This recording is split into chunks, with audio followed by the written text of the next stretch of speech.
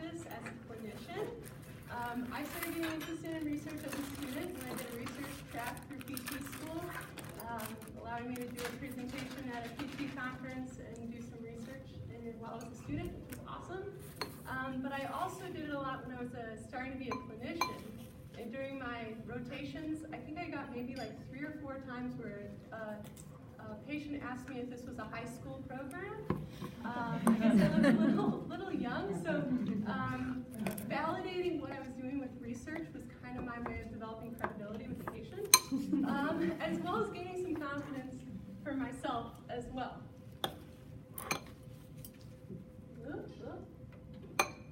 Okay, so what keeps you from keeping up to date with research?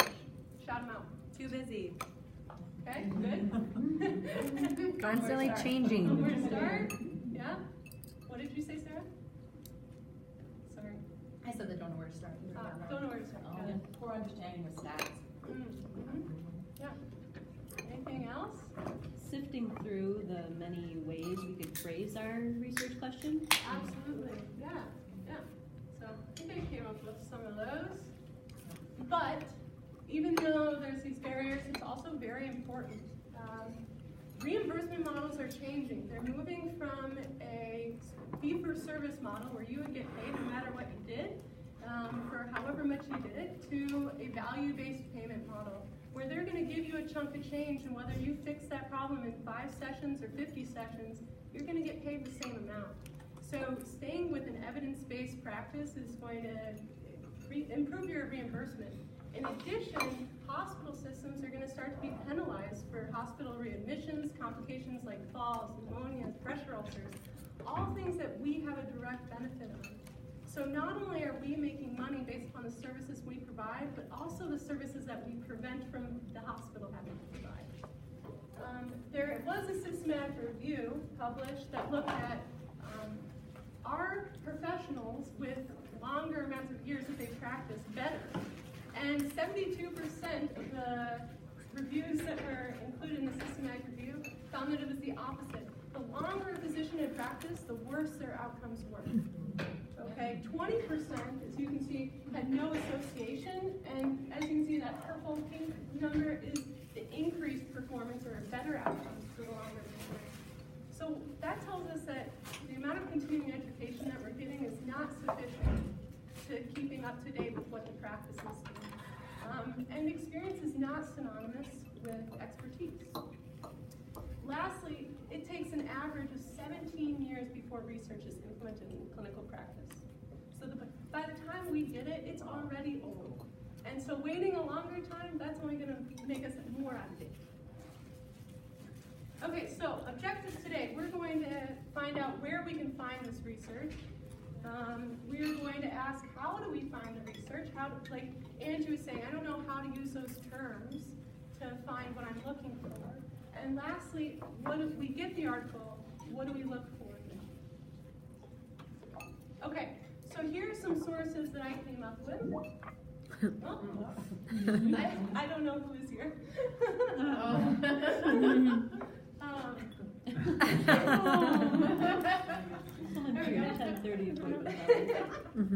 love that.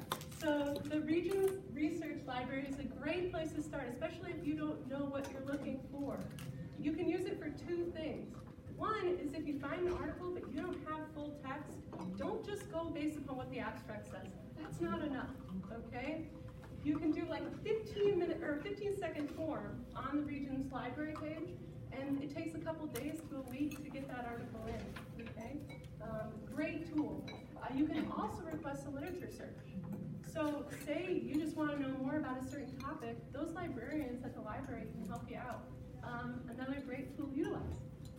Probably the thing that I've used most is actually this next thing since graduating, PubMed Clinical Queries. It's a search within PubMed that comes up with articles that are more clinically appropriate. So you can just put in your search terms how you would any other database, but then it's going to pull the articles that are most relevant to you clinically and separate them into clinical trials, so your randomized controlled trials, your systematic review and meta-analysis, and then your genetics. So basically that third column you can kind of ignore, and you can look at like really articles that are displayed based upon the date that it was published and the relevance to your search terms. It's awesome. I use it daily. It's bookmarked on my home screen. PT Now is another great resource specifically for PT folks. If you're a member, it has every single diagnosis that you can think of laid out in terms of differential diagnosis, prognosis, treatment, evaluation, all backed up by research. It's a great place to find succinct things for your diagnosis. And I was looking at the Speech and Hearing Association. They have something similar in their evidence maps. Have any of you speech therapists used that at all? Mm-hmm. Awesome. Cool. Cool. I couldn't find something similar for OT, but is anyone familiar with something that they use for OT? On like AOTA, it has it kind of broken down within their website, but awesome. You probably have to be a member to really get in to get a large chunk of that. Yeah. So they have a specific part of their website that's evidence. Yeah. Okay. Yeah, so go to your professional organizations. They really want you doing this evidence-based stuff too, okay?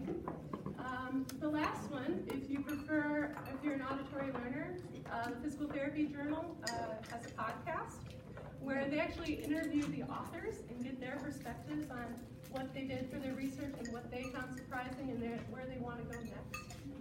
So that's a good supplement to what you're reading. And the OT has something similar in Everyday Evidence. They also have an audio version of evidence too, which is great. Any questions about any of those?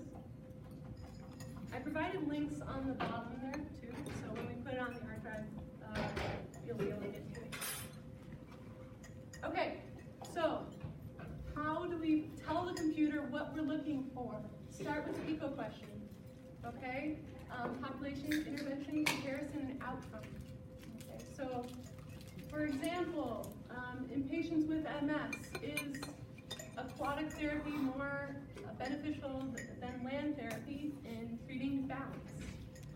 So that would be an example of a PICO question. And then that's a great place to then go to your Boolean operators here. Okay, this is a way of communicating with the computer what's important and what you want to find. Okay, so don't just put in your PICO question. Use these terms to do it. Okay, so and all of these are exactly what they appear here. So and in all caps. You're going to put one search term and another. So say you want to look at physical therapy and fibromyalgia. That's what you would put there. Okay, or so one example that I use for this is physical therapy or rehabilitation. It can include either, right? But it has to include one. Not, so one thing I use for this is pharmacology, right? So we don't get all those, medicine-based reviews that aren't helpful for us. Near, so words if you think of that they need to be near each other. If parentheses are used, I use this all the time for physical therapy. You want it to be held together. You don't just want physical and you don't just want therapy. You want it as a term. That asterisk there is going to truncate a word so you can get alternate endings. So rehab there is going to include rehab. It's going to include rehabilitation. It's going to include rehab. All of those forms of that word. And then parentheses, just like if you're doing an algebra equation, the parentheses are going to prioritize that item first. Okay, so just like when you're solving for x, you do the parentheses first. Okay? Any questions about those things? Go. Okay. So, when you finally find an article that you think is going to be helpful, do not read it from beginning to end. Okay? There are things that you want to read first. The abstract is always going to be the first thing. That's not going to give you all the answers, though. Okay? You want to read the abstract. That gives you an idea of whether the study is relevant, whether it's something whether it's worth reading anymore. Then you want to go straight to the discussion, because that's going to tell you what they concluded. That's also going to tell you what the limitations of the article are. Say they had a ton of limitations and it's not worth going any further. And it's also going to tell you where research is headed. Okay? Next, read the intro. That's going to give you some of the background. It's going to put this small question that you have and put a broader perspective on it.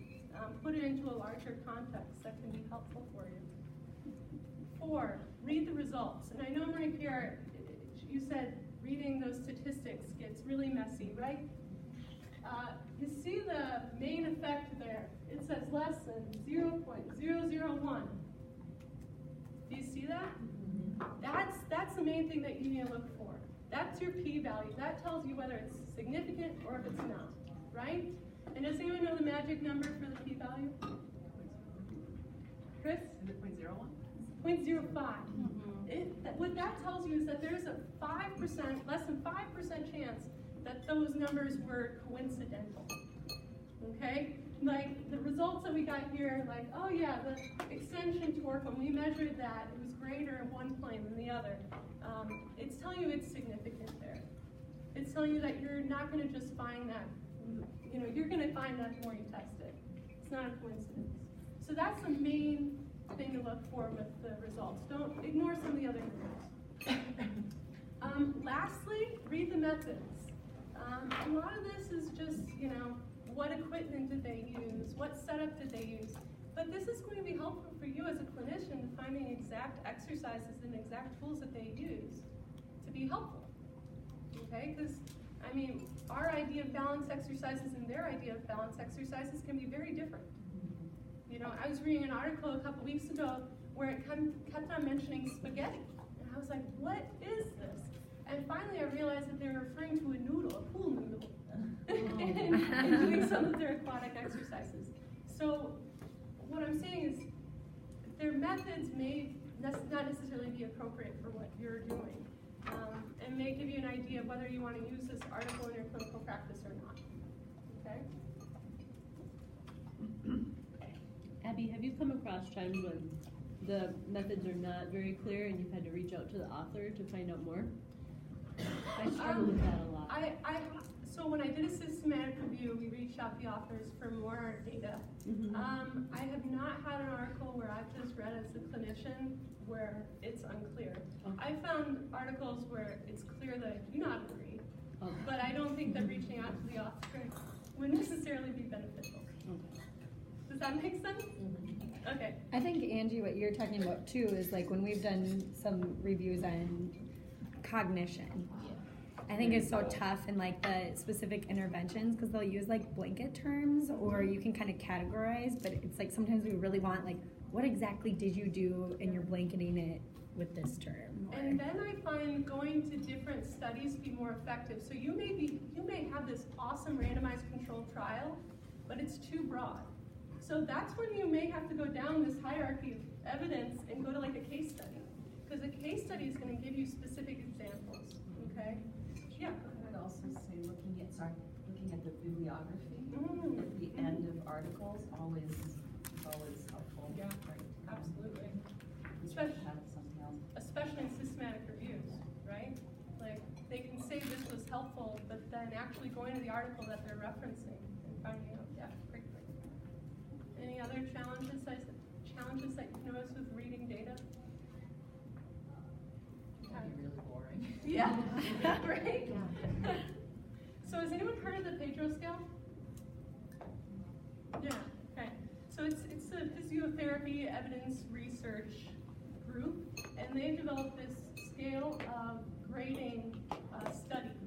Basically, you don't have to take each study that you have and grade it, put a scale to it. But some of the things are important to know. Was there biases? Was it random? How were the groups allocated? All of these things add credibility to that study. And if you're looking at a study that has none of these things, I don't even know if it's worth reading. Okay? And then to the left of that, or to the right, we have the scientific evidence hierarchy. Meta-analysis and systematic reviews are always top dogs. But like we said earlier, they're not always what you should go to for in-clinic tools that you should use.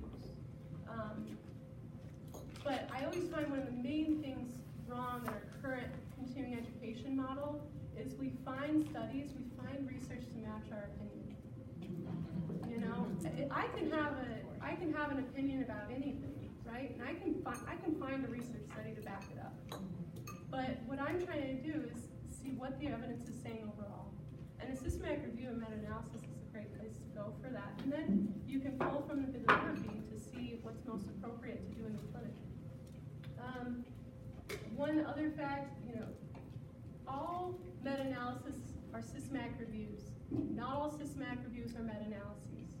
What a meta-analysis does is it provides quantitative comparisons between articles. A systematic review just looks at the overarching comparisons between articles. Does that make sense? So a meta-analysis is quantitative comparisons, okay? But systematic reviews are great too. Then it goes down to, at the bottom, case reports, opinion letters, or opinion papers, letters, expert opinion, all that stuff. It's still evidence, and we can still use it, but not ideal. Okay? Any questions about that? Okay. So conclusion: go in with an open mind. Okay. Go in, try to find as much evidence as you can about a certain topic before you form a conclusion. One reason why the opioid epidemic is so high is a lot of physicians were using one article in particular, to say that opioids weren't addictive. And when you go back and look at that article, there were only like 70 patients that they looked at. And all of those physicians were using that article to justify what they were saying. So you can find an article to match your beliefs about with anything you say, but likely it's going to change, and stay up to date is important. Staying up to date is important. Next, find a method that works for you, whether it's, like actually flipping through the research journals that you get, or going on PubMed clinical queries, or using your professional organizations.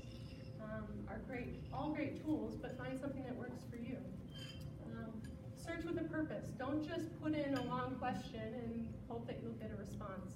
Use those operators to kind of teach the computer what you're after.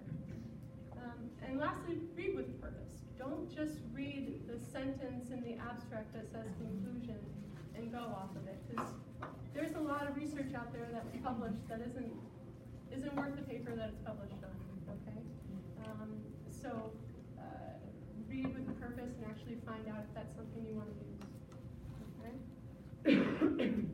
Questions? I have more of a comment. Yeah. So I know speech therapy, we have a lot of new resources, like this thing called Informed SLP. So it's like a membership, but they every month give little snapshots of the latest research. I don't know, just PT or OT or something like that, because it kind of helps with that sifting through process, but gives you the bread and butter you want. Right. I do not know of anything. Does anyone else know of anything similar? I love it. How long have you been using it? For 4 months now. Awesome. Cool. And does it cost money? It's like an annual. This company, it's like, once you get a percentage off, you are locked in there. So it's less than $100 a year. I don't know the exact number. Nice. But I thought it was affordable for what I got. Yeah. Cool. I know with being a member of AOTA, the Occupational Therapy Association, I get emails all the time from them with little, it'll send an article, or then even in the mail you can get a little magazine or whatever that you can flip through. And every once in a while, every quarter almost, it comes with one that has just a bunch of updated journal articles. Awesome. Mm-hmm. That's a side, the librarians here are very, very helpful. If you want to search something, you just shoot them an email and they'll get you there.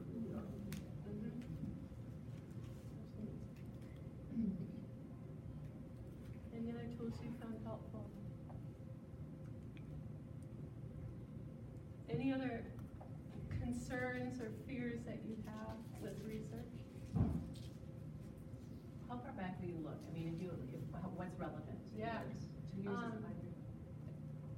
Medical, typically with medicine, it's 5 years. But if I find find a good systematic review that's a little bit older than that, that could be worth more than an article published last month that's not quality. And just, you know, I don't know if you remember that stool analogy that you learned in school. And research is just a component of that, right? I mean, you have your background and your expertise, and that says a lot, you know. And this is just to kind of challenge some of those beliefs. 'Cause if we practice the same way we did 50 years ago,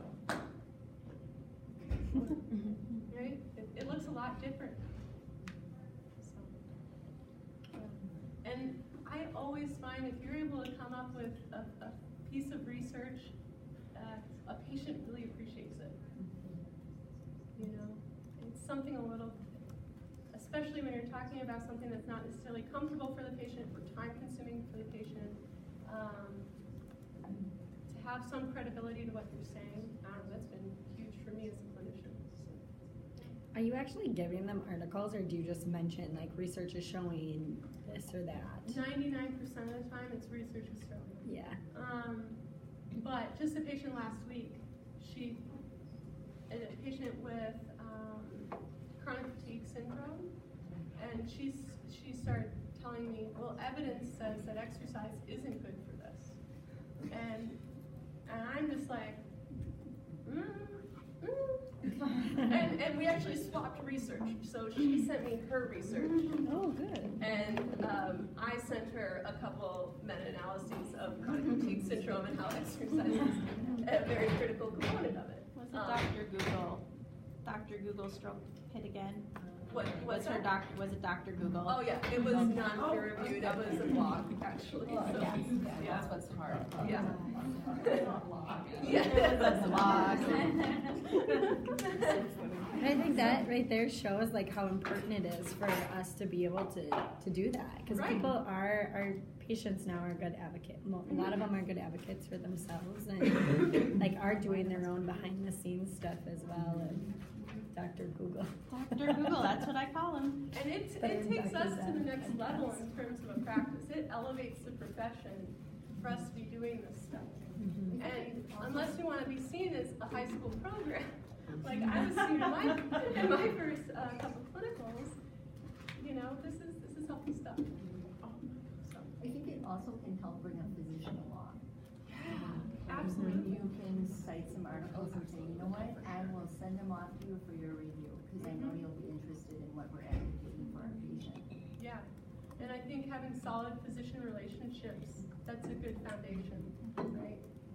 I know a few of us therapists are part of the chronic pain team here, and we communicate with the pain docs upstairs all the time. And so having that foundation of this is what our aim is, this is what our focus is, and then making sure we're true in that communication to the patient, sending that consistent message is good. As a group, I think we could be better at doing that, communicating with the doctors that have certain, you know, like thoughts on things, and then it's like, well, actually, this is what the research shows, and in a way that wouldn't make them feel, you know, degraded. Absolutely. But we could do that. Just have some good research articles ready to go. I've had a few doctors ask too, for especially since I have that scoliosis like stuff, like they didn't know what it was, and they're just like, well, what's the research on it? So like I have a few articles that I just like sent off to them so that like they have a better idea of kind of like what research has shown, but like what, you know, that there is a benefit to it essentially. Yeah. So. I think that's how we can maybe work better together as well, because you have that resource that I might want, Yeah. and I might have some that you would find beneficial in certain situations, so having some kind of identification tool that, right? Yeah. That we can all tap into. Absolutely, and I know, yeah, go ahead. Will you just be able to, some of us don't know who you are. I'm sorry, my name is Mary Walker, I'm a physical therapist, and I Okay. currently work for Integrated Home Care. Awesome, okay, welcome. Yeah, just thanks for coming. We've actually invited Integrated to attend some of our in-services to go across the continuum. Adam had reached out and done that, so it's good to see you. So, Oh, nice to meet you. Welcome.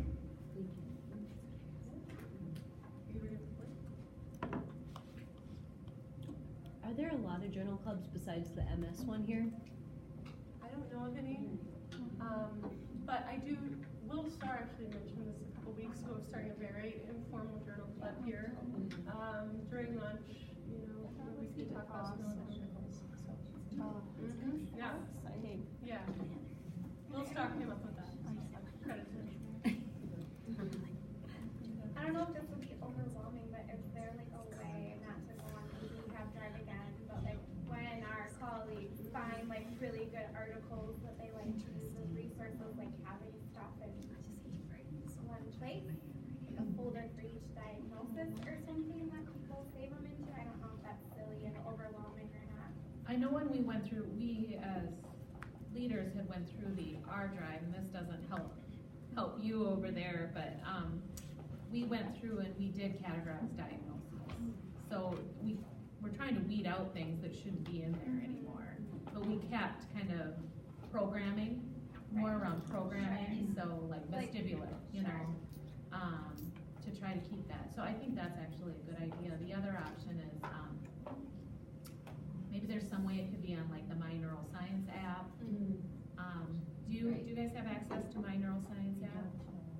I'm wondering if that's a possibility with, I mean, we'd be looking into that and seeing. They should, it's just. Or, because integrated is part of Health Partners and, yeah, all of that. So do you guys have access to the SharePoint website?